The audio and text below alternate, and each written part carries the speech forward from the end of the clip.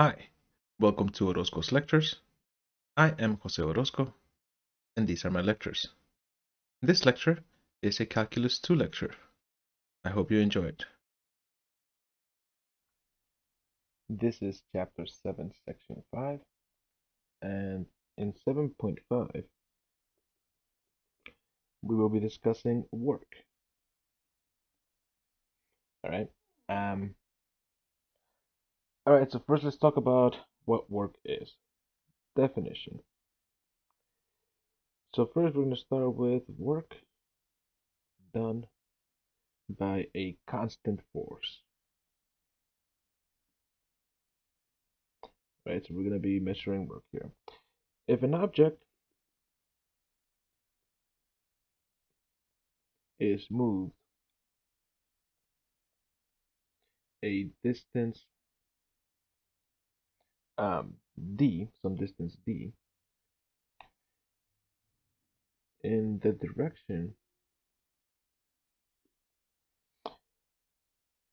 of an applied constant force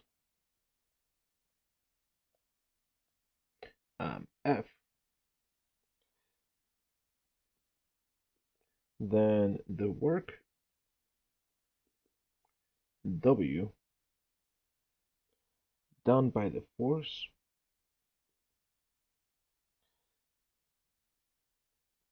is defined as work is equal to the force times the distance. All right, work is equal to the force times the distance. So that's the definition of work. So let's do some basic examples before we move on to calculus versions. And here we go. Let's see. Work done. All right, so this is again determine the work done by the constant force. All right, so here we go. Let's say that we have a 1,200-pound steel beam. That's how you spell steel. There we go. Steel beam is lifted 40 feet. All right. So this is a constant force, right? How is this a constant force? Well, we're moving this 1,200-pound steel beam, but throughout the entire time that we're lifting this, it's still a 1,200-pound steel beam. This force is not changing. The total force is not changing. It is a constant force. That steel is constantly 1,200 pounds throughout the entire time that we're lifting these, that we're lifting it, right? Throughout all those 40 feet. So in here, work is very simple. So the work done is the force times the distance, right? And the force here was 1,200 pounds. The distance here was 40 feet. So we end up here with an answer of 48,000 foot-pounds. All right. So there we go. And notice here that I was using pounds and feet, right? This is not in the metric system, which is why we're able to just go ahead and multiply them that way in the imperial system. In here, these are basically physics problems, so the units the units are very important. All right. So keep those in mind as you're doing them. All right. Next example, B. A force of 112 newtons is required to slide a cement block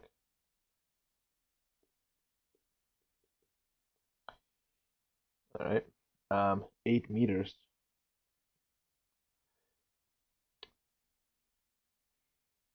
a force of 112 newtons is required to slide a cement block 8 meters. All right, so we have to figure out what is the work done here. Well, what happened here? Well, again, this is still a constant force because we're saying the force is 112 newtons throughout the entire time that the cement block is being slid, right? Throughout those 8 meters. So we're just applying a force of 112 newtons. So the work here is going to be just 112 newtons, right? Times 8 meters. So we end up here with, well, 112 times 8 ends up being 896 Newton meters. All right. So that's the force that we get there. Excuse me, that's the work that we get done there. And again, in both of these scenarios, the work was constant, right? The excuse me, the force was constant. The force was constant. In the first one, the steel beam being lifted, it was 1,200 pounds the entire time. In the second one, when we were moving that cement block, the 112 newtons was being applied the entire time. So let's see what we can do about a variable force. All right, so work done. So this is when we're going to start bringing calculus into this. Work done by a variable force. All right, and what do we mean by a variable force? All right, so in here, what we're saying is that the force that's being applied changes throughout the time that you're doing it. So for example, if I had so these are probably some of the examples that we're going to do later. If I had a spring, right, and I stretch this out in both directions, right, to get the spring all stretched out like that, right? Well, it's not going to be the same exact force throughout the entire time because the spring is going to want to go back to its original form, right? So the more that we stretch it out, the harder it becomes to stretch it because it wants to go back to the original form. It wants to go back to this compact version, right? So that would be an example of a variable force. Another example of a variable force would be, let's say that we had a rope hanging off from the edge of a building, right? So I'm going to do an example like this. And you're up here and you want to bring the rope all the way up, right? Well, in here, this is also a variable force because, well, this rope, as you bring more rope up there, it gets lighter, right? Because there's going to be less rope to bring up, right? At some point, there's going to be less rope. So at that point, there's going to be less work done each time. So that's a variable force because the amount of rope weights differently throughout time, right? Another example would be if we start with a chain on the floor or a rope on the floor, right? And you start lifting it up so that you end up with something like that, right? Like you start lifting it up. Well, that's going to get heavier as you lift more of the chain up, right? Or more of the rope up. So that's not a constant force because as you lift more of it, it gets heavier, right? Because there's more rope hanging or more chain. So that's what we mean by a variable force, right? Like throughout the entire process of the scenario, um, the force itself is not constant. So let's do an example, or excuse me, let's give a definition here on how to get that. So consider um, an object that is moved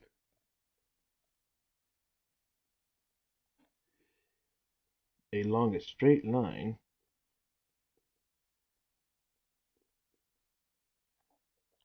from x equals a to x equals b by a continuously varying force f of x. All right. So we're moving from A to B by a continuously varying force. So that means we don't have a constant force, but it is varying by some continuous function. All right. Splitting the interval. So if we split that interval from A to B, splitting the interval A to B as follows. So here's A. We're gonna let A be x naught, then x sub 1, x sub 2, all the way up until x sub n, and we're gonna let that be B. All right, so we're splitting this up into n many pieces, right? Well, what we can do here is say that the total work done here, right, throughout that entire interval is going to be the work done at each piece, right? So what we can say here is, so let's do it this way. The work done at each interval is, well, let's say we're looking at the work done at the ith interval, right? Well, that's going to be f of c sub I, right?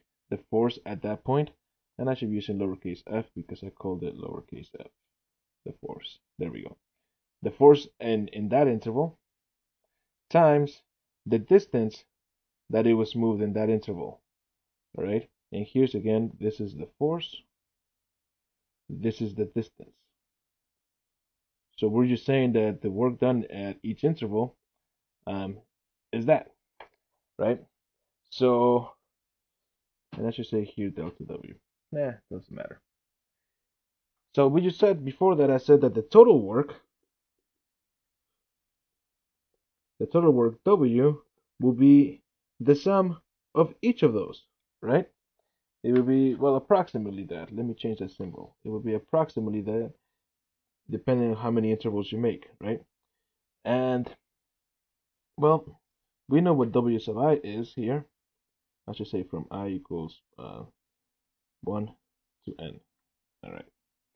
And W sub I, we have a formula for that. So here we have the summation from I equals 1 to n of f of c sub I times delta x sub I, right?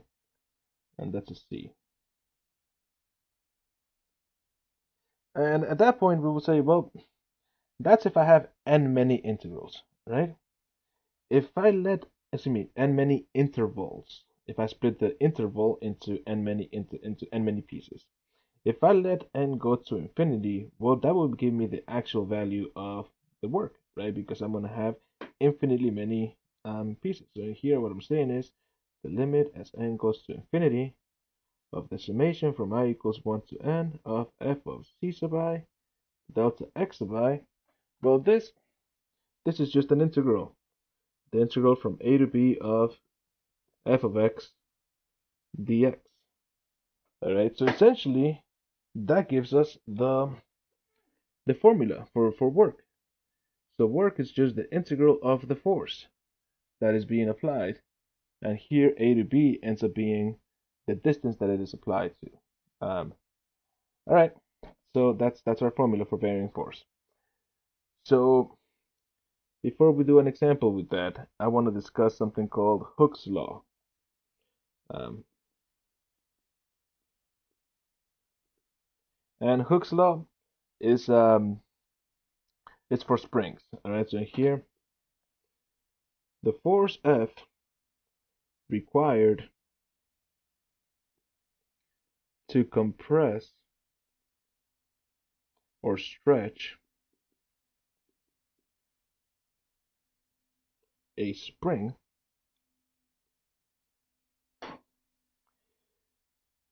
and I'll put in parentheses here within its elastic limits,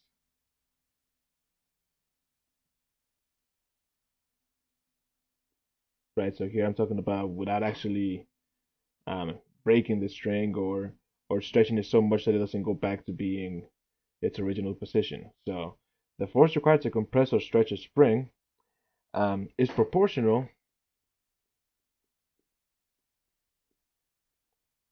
to the distance d um, that the spring is compressed or stretched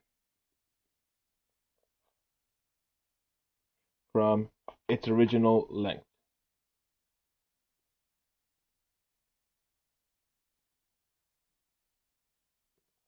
All right, what is that saying? It says that the force is equal to its spring, right? So the force is The force required to compress the stretch of the spring is proportional, so is proportional to the distance d.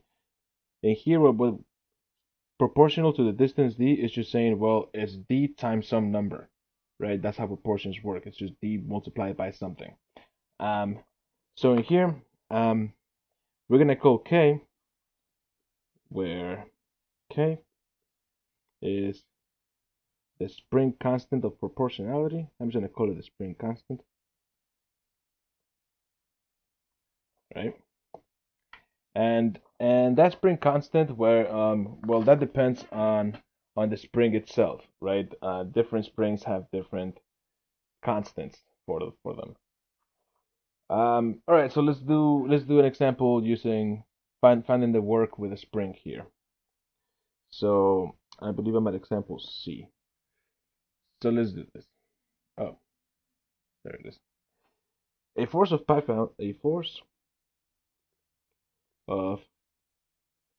pounds compresses a 15-inch spring a total of 3 inches. How much work is done in compressing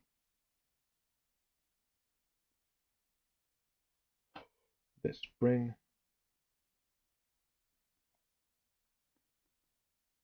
7 inches? All right. A force of 5 pounds compresses a 15-inch spring a total of 3 inches. How much work is done in compressing the spring 7 inches? All right, so here's the thing. As written, we're missing some information, all right? Because in here, we want to be able to use just the formula of work is the integral of the force function dx, right? But what is our force function? Well, the force with a spring is kd at any given moment, right? That's the force required to stretch your to stretch or compress it. But we don't know what that is. We don't know what k is. All right. Fortunately, we are given some information here as to how to figure out that k, because we're told that 5 pounds is required to compress 15 inches by 3 inches. All right. So the fact that this spring is originally 15 inches is irrelevant. What is relevant is that it is compressed by 3 inches. All right. So 5 pounds were required to compress it by 3 inches. So in here, what that tells us is that 5 pounds is required to compress by 3 inches. This K, again, we're trying to figure out what that K is. D is the distance that it was compressed. So here we just figured out that our spring constant is 5/3, which is really good because now we know what our function is. Our function is KD, right? So it's going to be 5/3. Well, instead of D, I'll say 5/3 X, right? Because it's our distance. All right. So in here, let's see what this gives us now. Well, we want to figure out the work done in compressing the spring 7 inches. All right. Notice this is saying a total of 7 inches. It's not saying how much is required or how much work is done in compressing an extra 4 inches from this compression. No, it's saying a total of 7. So we're starting completely over. We're saying, all right, let's just leave the spring alone. And now let's back to its 15 inches. And then let's compress it a total of 7 inches. So that's what's happening here. So we've got the integral from 0 to 7 of our function 5/3 x dx. And that's our setup. All right, that's our setup. At this point, we're pretty comfortable with integrating, so I'm going to skip the steps here to integrate this, and I'm going to give you what the answer is, which is 245 over 6 inch pounds, right? And it's in inch pounds because we were working with inches, and the force here was in pounds. All right. All right, so next one. With a lot of these problems, the hard part is figuring out the setup. All right. After we have the setup, the integrating is the same exact stuff we've been doing already. So that was C. D. 18 foot-pounds of work is required to stretch a spring 4 inches from its natural length.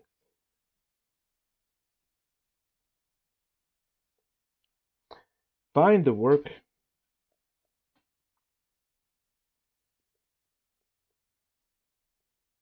required to stretch the spring an additional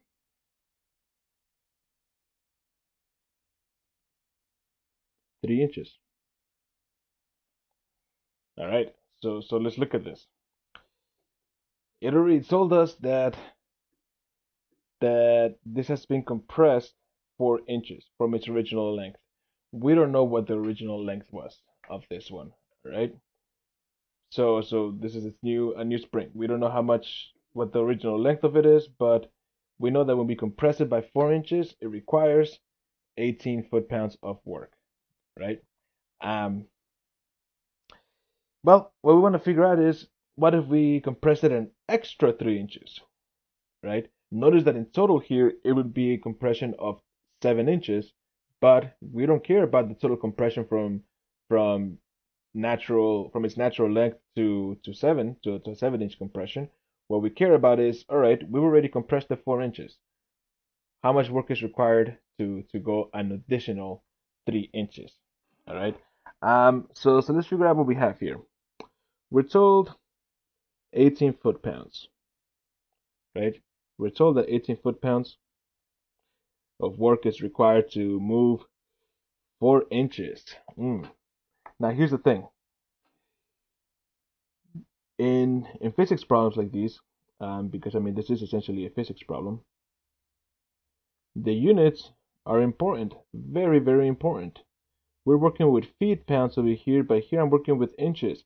I should be consistent into what I'm working with. All right. Now, if I change 4 inches to feet, that would be a third of a foot. Let's not work with fractions. If I change 12 feet to inches, well, it's going to be multiplying this by 12, right? But it will still be a whole number. So what we can say here is that 18 foot-pounds is going to be 18 times 12 inches, or 18 times 12 inch-pounds. There we go. 18 times 12 inch-pounds. All right. And what does that give us? Well, 18 times 12 happens to be 216. So we have 216 inch-pounds. All right.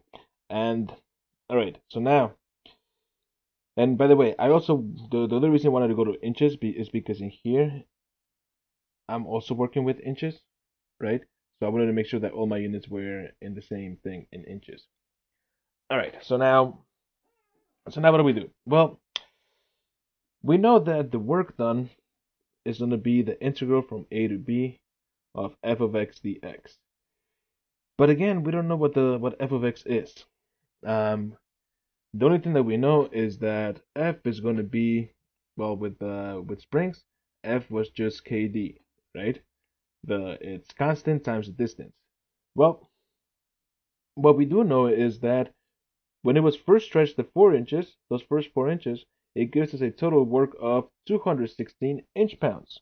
So we can do that. We can use that to our advantage. So what does that mean? That means that 216 is equal to the integral from 0 to 4, right, those first 4 inches, of our function, which was, I'll write it as kx dx, right? X here representing the distance and k representing the constant of, well, the spring constant, right? And at this point, well, what we're trying to do is solve for k. So let's go ahead and integrate this. Well, what does that give us? Well, 216 is going to be equal to kx squared over 2 evaluated from 0 to 4, right? All I did there was integrate. And when I plug in that 4, well, what do I get? I get 216 is equal to k over 2 times 4 squared minus k over 2 times 0 squared. That's just 0. All right, cool. Over here, 4 squared, 16. 16 divided by 2 is 8. So what I get here is, well, I'll write up here. What I get here now is that 216 is equal to 8k, right? At that point, well, all we need to do now is solve for k. And to solve for k, what we're going to do is divide by 8, right? So I get that k now is equal to 216 over 8, which gives us 27. Now, what that implies is that our function f of x is 27x, right? So now we've got what we need to integrate. And in here, well, let's integrate that. So we're going to say, well, we wanted to see an additional 3 inches of compression, right? We wanted to compress it an additional 3 inches. So what we're going to do here is where we're going to go from our work done there is going to be the integral, well, an additional 3 inches. So that means I got to start at 4 inches and go to 7 inches of 27x dx, right? Because that was our force function. So at this point, well, what does that give us? That gives us 27 halves x squared, evaluated from 4 to 7. And I'll skip the evaluation there. But that gives us 891 over 24. Not foot. 891 over 2, sorry. 891 over 2 inch pounds. But if I want to go to foot pounds, well, we know that it takes 12 inches for 1 foot. So I need to divide by 12 inches here. So 891 over 24 foot pounds. Which is approximately 37 and change foot pounds. But anyway, so next example. All right, so that was the E. Now let's say that we have a heavy rope, 60 feet long,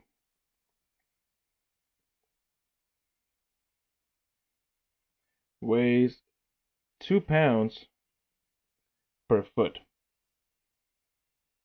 and hangs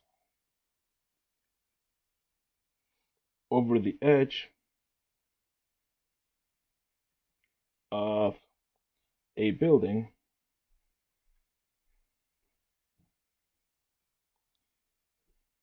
100 feet high. And we're going to ask 2 questions here, but we're going to take them one at a time. The first question is, how much work is required to pull the rope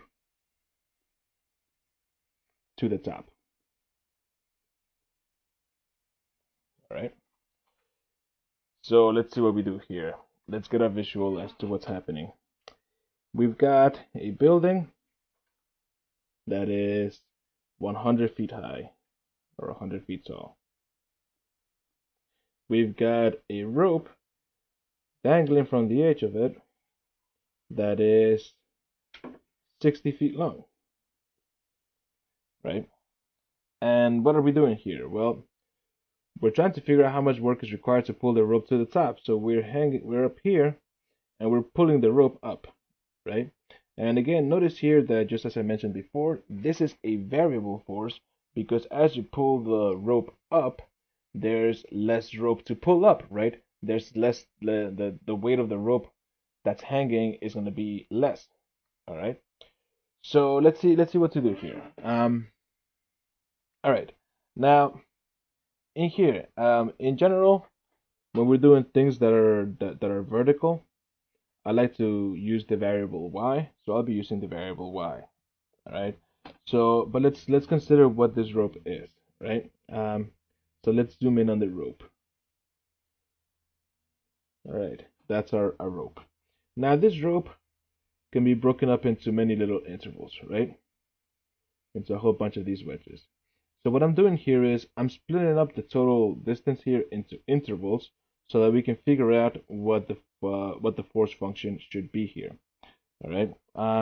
And if I look at just one of these intervals, right, just one piece of that rope there, right, and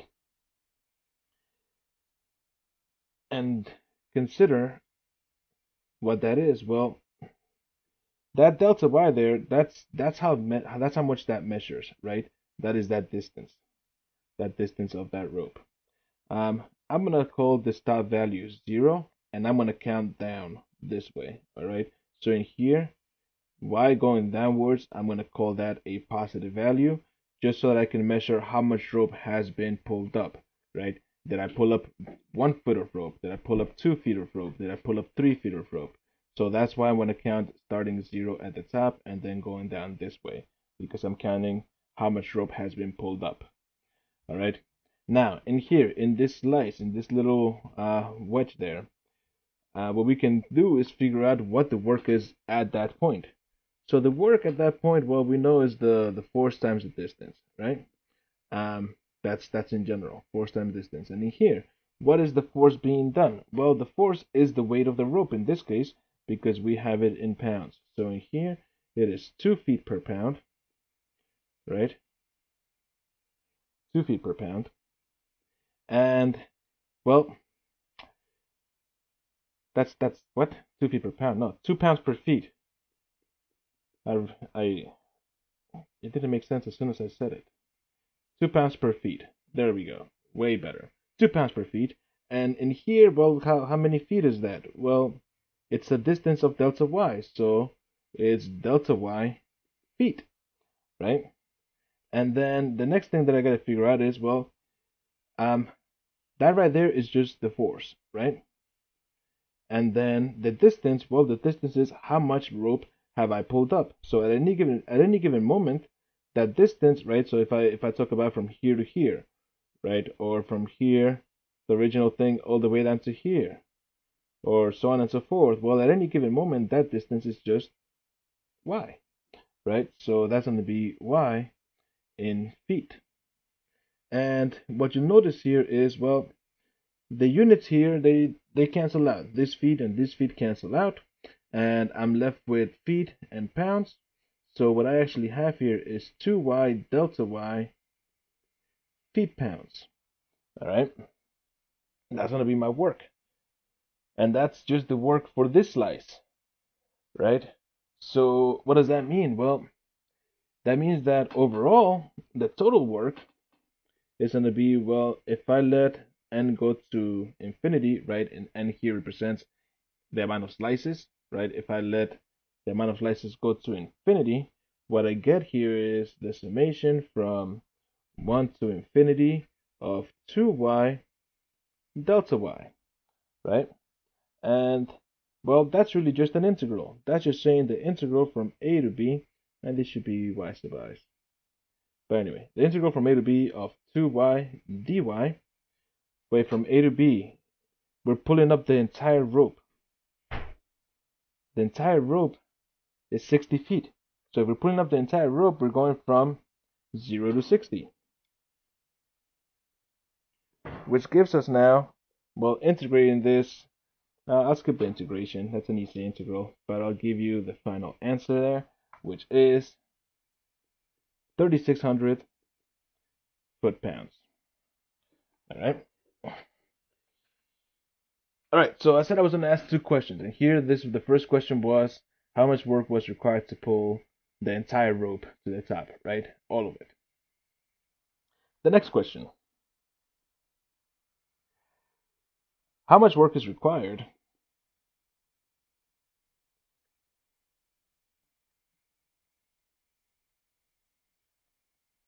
to pull up half the rope.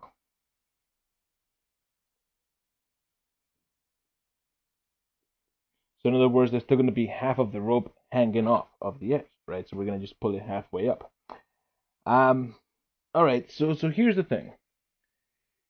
And we need to consider the scenario carefully because it is not just the integral from 0 to 30 of this thing, right? Um, I understand why you might think that would be correct, but that's not the only thing that's changing here. It's not just the integral from 0 to 30 because um, that doesn't account for something. And what doesn't it account for? Well, let's look at this rope, right? I'm only going to pull up halfway up, right? So that means that this part that I just circled will still be hanging off after I pull up this piece all the way up, right? That piece of the rope. But this half of the circle, this circled region, this rope, this half of rope, it's still being lifted up the entire time, right? So that in itself is creating work because you're also lifting that piece up. If that wasn't there, then we can definitely have changed this integral instead of from 0 to 60 to 0 to 30. But that's not the scenario. The rope isn't shorter. The rope is still the same length, but we still got to worry about this piece that's being moved throughout the entire time, right? Because that's creating work. So what does that mean? Well, that means that the total work that we're going to be doing is going to be um, the work done by the top half of the rope plus the work done by the bottom half of the rope. All right? And what does that mean? Well, let's think about this. In the top half of the rope, that's the part that's getting removed, right? But on the bottom half, well, the entire time in the bottom half, it is a constant weight, right? The bottom half is a constant weight. So this is really the first one here is a variable force, whereas this one over here is a constant force. So the constant force doesn't actually require us to do an integral. The variable force does. All right. So in here, let's figure out what the setup is. For the variable force, it's going to be the integral from 0 to 30 of 2y dy, right? The same exact idea as the top, but now it's just from 0 to 30. Plus the constant force. Remember that a constant force was, the work done by a constant force was just the force times the distance, right? Well, we know what the distance here is going to be. If we think about this piece being lifted up, well, this top piece is going to go all the way up here. This bottom piece is going to go all the way up here. So that's a total of half the rope. So the distance is 30 feet. So we know what the distance is, 30 feet. But what is the force? Well, the force here is, well, we know that it's 2 pounds per feet. So it's going to be 2 pounds. Well, let's do it this way. 2 pounds per feet. And I'm going to move this over here. For how many feet? For 30 feet. And what is the distance being moved? 30 feet. So in here, this is the force. This is the distance. So what does that give us? Well, 2 times 30 times 30. Well, these feet cancel out. We end up with foot pounds. So 30 times 30 is 900. 900 plus 2 is not plus 2, times 2. 900 times 2 is 1800. So we ended up there with 1800 foot-pounds. All right. Perhaps I'll write it down over here. That entire piece there. And then I'll so this line right here, we'll move it over here. All right. And now over here, this integral, the integral from 0 to 30 of 2y, I'm going to skip the actual integration, but I will tell you that it is 900. So this is 900.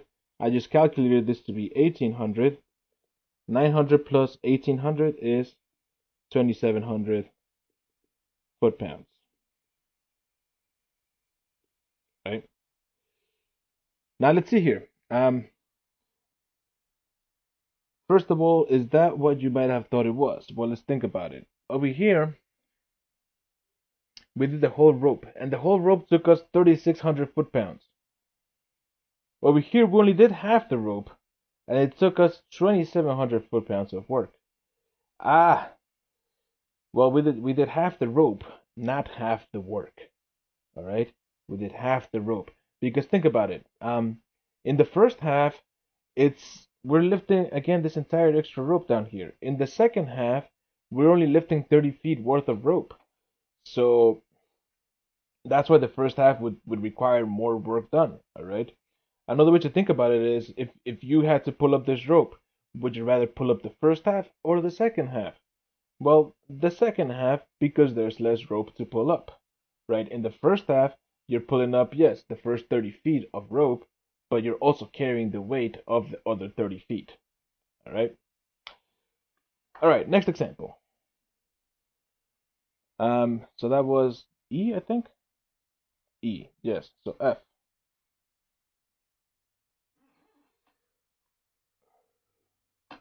And F says the following: a 20-foot chain weighing 5 pounds per foot is lying coiled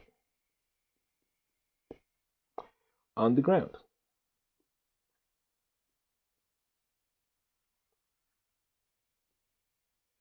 How much work is required to raise the chain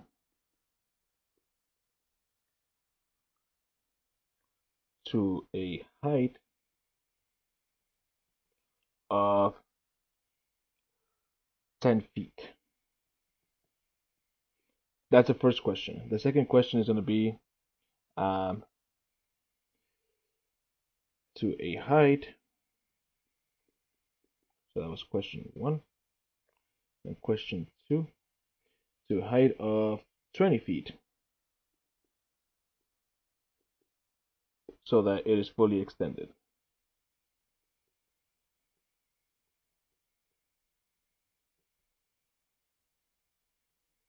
All right. So essentially, in the first question, we're only lifting up half the chain. We only want it to be halfway up. But in the second one, we want it to be completely extended. All right, we want it to be completely extended. All right. Well, let's see. In the first scenario, right? Let's look at the first scenario. So we have a chain coiled up, right? And what we want to do is we want to have half of it lifted, but the other half still coiled up, right? And in here, well, let's think about how this weight is changing, all right? Because that's really what's happening here. The force as we're lifting up this chain, the force that's dragging the chain down is variable, right? Excuse me, the force that's required to lift the chain up, it varies because the more chain being lifted, the heavier it is, so more work is required. So that's why the force is a variable force here. So in here, we're gonna say the force is, well, 5 pounds per foot times the amount of pounds, excuse me, times the amount of feet that we lift this. And again, vertical things I like to use y. So the amount of feet that is lifted, right? So that's the force. And here, so I'm gonna just write this as 5 delta y, and this is in pounds, right? The feet cancel each other out. But again, that's just the force. What about the work? The work would be, well, it would be the force times the distance that this is moved, right? And this is going to be a vertical distance. So what I mean by that, now I'm going to make a y being positive going upwards to represent how much chain has been lifted, right? So this is 0, this is positive now. So it's going to be at any given moment, I'm going to call that distance y, right? Because if I moved up this far or that far or that far, either way, that's just some distance y. And well, what that gives us now is that this force, so we have 5 delta y times the distance y, right? This is in this one was in feet. Excuse me, this is in pounds, this is in feet. Overall, this is in foot-pounds. So what we get here is 5y delta y foot-pounds. But that's just the work done at each step, right? The total work is going to be the sum of this, right? So in here, what I'm getting at is that this work was just done for this little piece of the chain, or perhaps this little piece of the chain.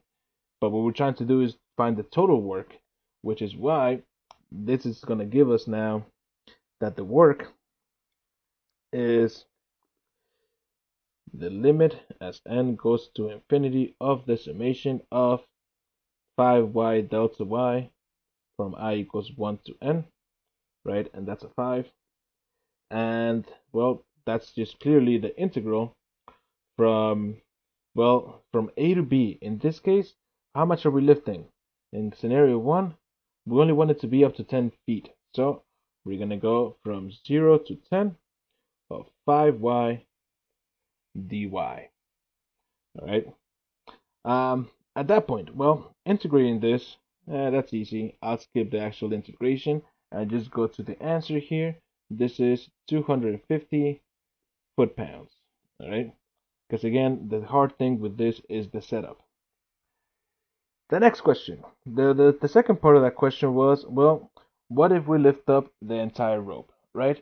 Well, I mean the entire chain. And well, in this one, the entire time as we're lifting it, right? As we're lifting this up, the entire time the chain, the weight is changing, right? We're gonna go from that to fully extended. So the entire time it's a variable force. So we can just simply say in this one that we're doing the integral from 0 to 20 of 5y dy, right? Our force function did not change, right? Because it's the same scenario, it's just now going longer. In this case, again, I'll skip the steps of the integration, but what we end up with here is 1,000 foot-pounds. All right?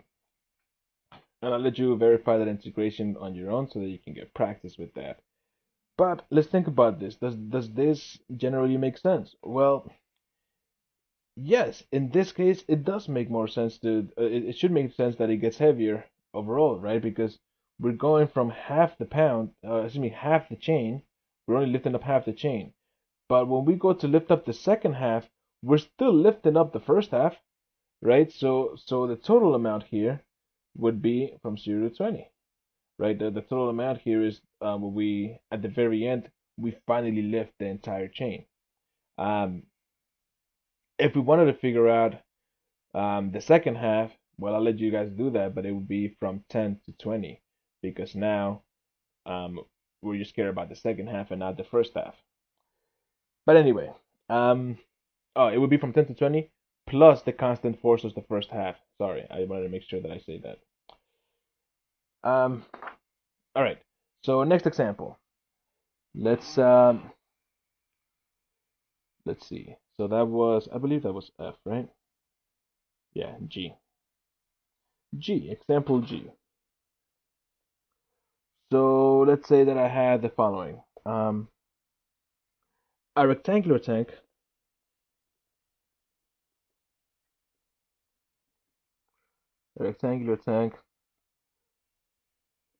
with a base of 4 feet by 5 feet and a height of 4 feet is full of water. The water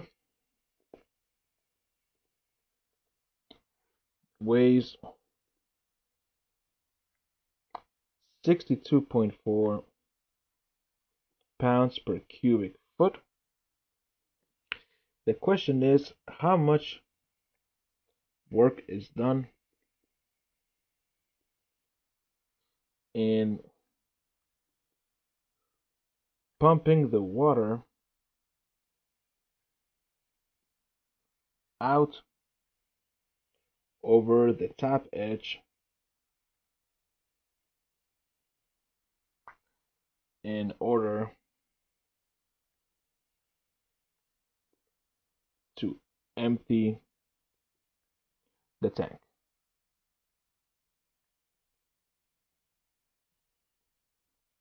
All right. So let's think about this scenario. Let's see what's happening here. We've got a rectangular tank. All right, what does that mean? What does that really means is that we have a rectangular prism and we're using it as a tank. All right, that's a water tank. So this is my awesomely drawn rectangular prism. And look at that, that's a little too curly. Let's fix that. All right. Oh no. There we go.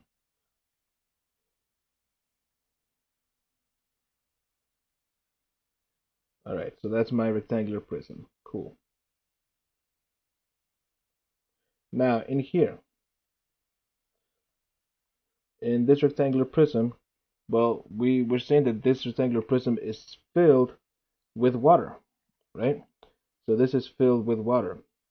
And what we're trying to do is push the water all the way out from the top. Well, let's think about what that actually means in this scenario, right? And let's look at just one slice of this water. So in here, what I'm saying is let's just look at a representative slice here.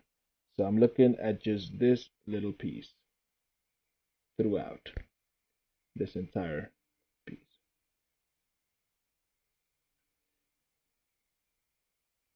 All right. So I'm looking at just that piece in blue, right? In here, this distance here, I'm gonna call that delta y, right? And I'm just considering that slice there because I'm trying to figure out what the work is done by just that one slice, because again the total work is going to be the sum of all the work done throughout. All right. So in here that's going to be delta y. So what is the force being done here? Well, we know how much the water weighs, right? And because we have it in pounds, well, we know exactly how much the force is. What do we know about this tank? Let's see. We know that this tank is 4 feet by 5 feet in its base. So 4 feet by 5 feet in its base. And it's got a height of 4 feet. So this total height here is 4 feet. Right? Now, I'm just looking at this little wedge. The force at that wedge there, right? The force is going to be, well, we know that this weighs 62.4 pounds per cubic feet, but I need to cancel out these cubic feet to just get pounds and be a force, right? So in here, this cubic feet, well, I need the volume of this wedge. And what is the volume of that wedge? Well, it's going to be 4 times 5, right? Length times width, but then times the height. The height is just delta y. So 4 times 5 is 20. So 20 delta y, and this is feet, this is feet, this is also in feet. So feet cubed. And at that point, what you'll see is that the units cancel out, right? That cubic feet in the denominator and the cubic feet in the numerator. So those cancel out, and I end up with just pounds, which is good. That's what I wanted. I wanted the force to be just in pounds. And now 62.4 times 20 ends up being 1,248, right? Multiplying the 10 moves this over here, and then 624 times 2 is 1248. So that's going to give me 1,148 delta y pounds, right? But that's just the force. What I need is the work. And we know that the total work done is going to be, well, let's look at the work of just that one slice, right? The work essentially is the force times the distance. And well, in here, we're moving this upwards, right? We're moving this, we're shifting this upwards that way. At any given time here, this distance here, as we're moving upwards, that distance is just y, going up. Where down here is 0, up here it's 4, right? So all we're doing is we're moving up that way. So that is the total distance that I need to move this, a distance of y. So what that tells me now is that my work is going to be the force, 1248 delta y, times the distance, which is y, which happens to be here, well, a total of 1248 y delta y, right? And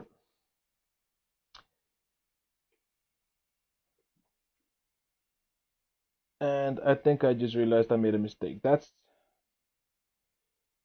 y, yes, I mean, so hold on. I made a mistake here as far as the distance being moved, because let's look at this, and I'll explain what the mistake was. What we need to figure out here is the distance that it needs to be moved up. That's this piece up here. That is this. That's how much distance this wedge needs to be moved upwards. But if from here to here it is y, well then this distance that's left to be moved upwards is 4 minus y. There we go. There we go. So I messed that up, but that changes the distance. All right, so there we go. So again, the distance here represents the distance that it still needs to be moved, and this wedge still needs to be moved from here going upwards, not all the way from down here, right? Just from here going upwards. But from here to here, I mean that part I didn't mess up. From here to here is definitely just the distance of y. But when it needs to move is from here to there, right? The second half there, which is why it's 4 minus y. So in here, let me fix that. 4 minus y. 4 minus y. And I'll go back to writing y in white. All right, so here, well, all right, so what does that give me? That gives me 1248 times 4 minus y. 1248 times 4 minus y delta y. Okay, way better. Now, in here, let's say that's just the work done at one of the slices, right? If I talk about the total work done, well, that's going to be, if I break it up into n pieces and I let the limit as n goes to infinity, right? So I'm breaking it up into n intervals, but I'm letting it be up to infinitely many intervals. So we have the summation from 1 to n of this stuff. 1248 times 4 minus y delta y. But we know this is just going to be the integral of 1248 4 minus y dy. And well, let's figure out the bounds. And here the bounds are, well, what are we starting at? We're starting at 0, right? Because we want to move the water all the way from down here all the way up. We're also moving everything in the middle. So we're going from 0 all the way up until 4, right? So it's the integral from 0 to 4, which gives me, well, I'll let you do the integration yourself. All right, that setup is the correct setup. So we end up with 2,496 foot-pounds. All right. Nope. Sorry, that is not the correct answer. That would have been on for something else. Sorry. This is 9,984 foot-pounds. I was looking at the wrong part of my notes here. I apologize. So 9,984 foot-pounds for emptying the entire tank. All right, but this tank wasn't that weird, right? It was just a straight up rectangular box, right? A rectangular tank. Let's say that we had a slightly different scenario. So I think I'm at H now. Yeah, H. Let's say that I have a spherical tank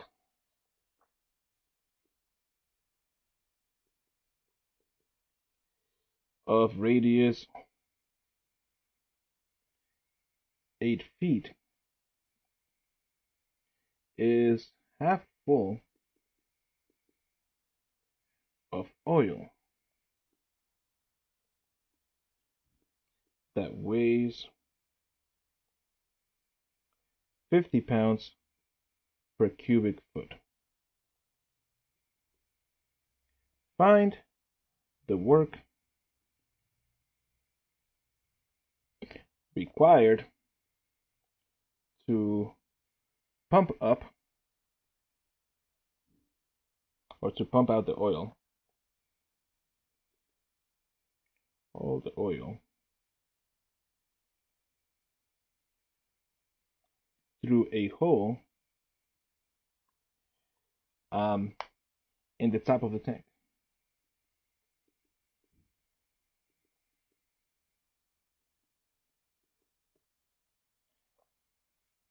All right. So let's figure this out. We have a spherical tank, of radius 8 feet. It is halfway full of oil. All right. So the first thing here is let's get a visual. All right. And what we have here is a spherical tank. So let's get let's see. Let's get a cool drawing for a spherical tank. I guess it's close enough to a circle.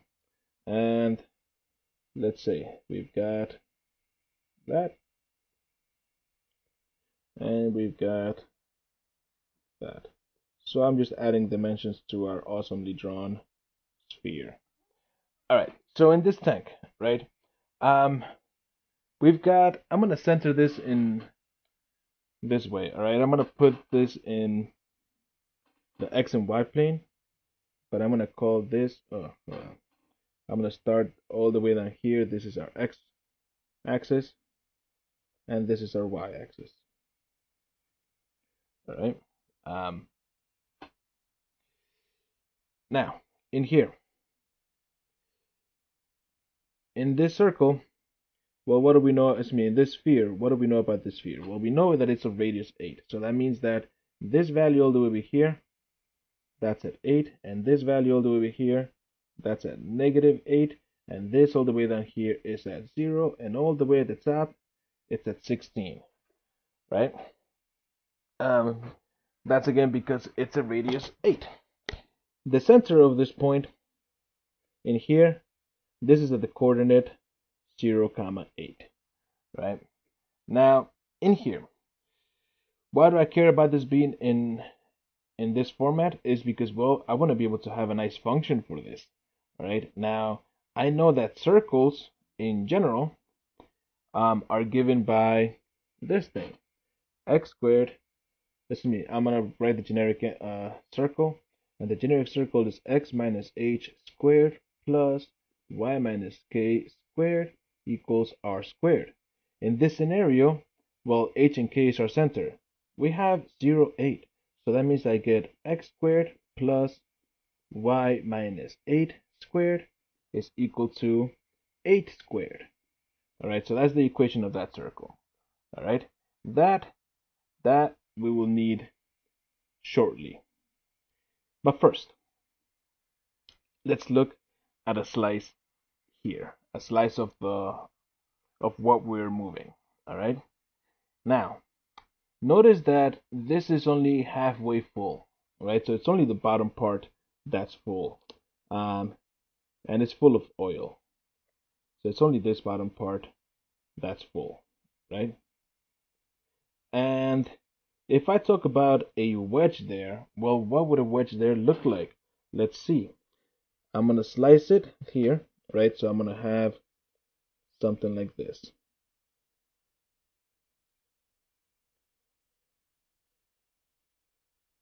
Right? So I'm gonna have that slice. In that slice, perhaps I'll remove the extra things that might make it more difficult to see, and I erased too much. There we go. All right, let's just erase. And here we've got our slice there, right? Now this width here, this width of our slice, and I'll label it on this side. This width is just delta y. All right, it's just delta y. Now, at any given moment, this height is at, well, what would that height be? That height would just be y. And what I need to do is I need to lift this wedge all the way up to the top. So how much distance do I still need to lift that wedge? Well, this distance would be 16 minus y, right? That would be the distance that I need to slide up. Now, what else do we need? Well, I gotta figure out what the force here is, what the actual force that we're gonna be lifting is. And again, this is a variable force, right? Because at some point it's gonna be leaving the tank, so there's less stuff to be lifting, right? That's what makes this a variable force. Now, let's see here. Our force of just this one slice, well, we know that it's the weight, right, or the volume times its weight. So let's think about it that way. Weight times volume. And the weight here, well, what do we know about this oil? The oil was 50 pounds per cubic foot, right? So 50 pounds, oh, that was supposed to say pounds. 50 pounds per cubic foot. And the volume, well, the volume of that slice, of that little wedge there, well, that right there is a disc. So let's figure out the volume of that disc. Well, what do we know about that disc? All right. Well, in here, the volume of a disc is, well, it's essentially just a cylinder, right? So I'm going to say pi r squared times height. But the radius, well, at this specific point, what's the radius? Well, it depends on where what the function is, right? I'm going to call that actually just x. So in here, this radius, the distance from here to here, at any given point, is just x. So the radius is just x. So I have x squared. And the height, well, the height here, I already have it being delta y. So that's my volume, right? Pi x squared times delta y, right? But here's the thing. I have a delta y here. I don't want things in terms of x over here. I want everything to be in terms of y. So what I can say here from up here is that x squared is equal to 64 minus y minus 8 squared. All right? That's where I needed that x squared from. So in here, that's my x squared right there. So what we can say here is that this is actually equal to, and by the way, the radius is in feet, so feet squared. The height is in feet. Feet squared times feet is feet cubed, which I forgot to put over here. Feet cubed. And why do I care about that? Because now these units cancel out. All right, let's replace that x squared. So we have 50 pi times, we just said that x squared was 64 minus y minus 8 squared. 64 minus y minus 8 squared. Delta y. All right. Now, at that point, well, this piece right here, that 64 minus y minus 8 squared, I will tell you that it reduces to the following. So I have 50 pi times, I'm going to write it as y times y minus, no, times 16 minus y, sorry, times 16 minus y, right? And still delta y. So this piece right here, I'll leave it to you to figure out how it becomes this piece down here. It's the same exact piece, all right? Nothing else there. So it's just really expanding and simplifying it. Now, in here, well, that right there is just the force, right? But what is the work? The work done at each slice, well, we know it's the force times the distance that it needs to be moved. So in this case, I end up with this thing, 50 pi times y times 16 minus y delta y, right? That's my force. I'll label that the force. And then the distance. Well, the distance is how much it still needs to be lifted up. And how much does this still need to be lifted up? That's this distance, 60 minus y, right? Remember, that's, if I'm at this slice right here, how much do I still need to lift that up? Well, 16 minus y. So in there, and that's in feet. 16 minus y. All right. So the force was already just here in just pounds, right? And then we just distances in feet. So here I have now foot-pounds. All right. So now in here, let's see what we get. If I want to write this as an integral, well, let me just rewrite this a little bit. This is really just 50 pi y times 60 minus y, 60 minus y. So that's 60 minus y quantity squared delta y. But that's just the work done at one slice. We know that the total work is going to be, so that's just at the ith slice, the total work is going to be the sum, but the limit as n goes to infinity of the sum from I equals 1 to n of 50 pi y times 60 minus y squared delta y.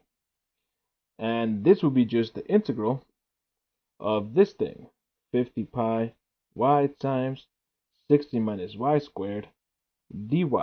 Now the question is, what are the bounds?